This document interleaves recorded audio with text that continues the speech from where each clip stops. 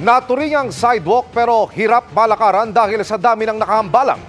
Yan ang sinuyod ng mga otoridad sa Quezon City at Caloocan.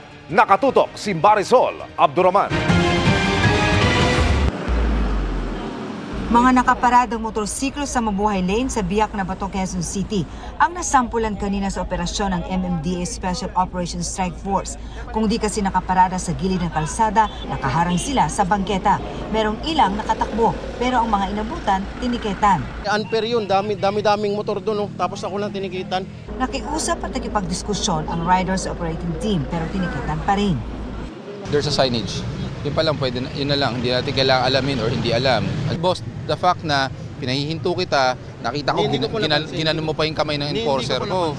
Hindi rin nakaligtas ang mga motorsiklo nakaparada sa harap mismo ng isang eskwelahan.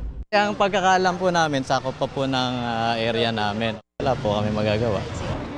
Sa Mauban Street, bukod sa mga sasakyan, tinanggal rin ang mga sagabal sa bangketa, gaya ng silungan ng pamilyang ito.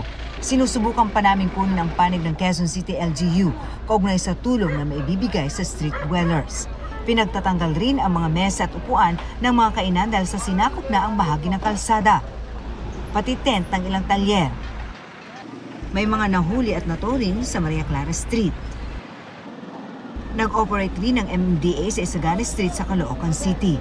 May mga tiniketan at tino dahil sa illegal parking at pinagbabaklas na kainan na sagabal sa bangketa. Aminado ang MMDA na makailang beses na silang nag-operate sa mga nasabing lugar. Hindi na natin mabilang. So mahalaga po na maluwag at cleared po ang ating mga Mabuhay Lanes. Sa kabuuan, nasa 59 ang natiketan habang 20 naman ang nato.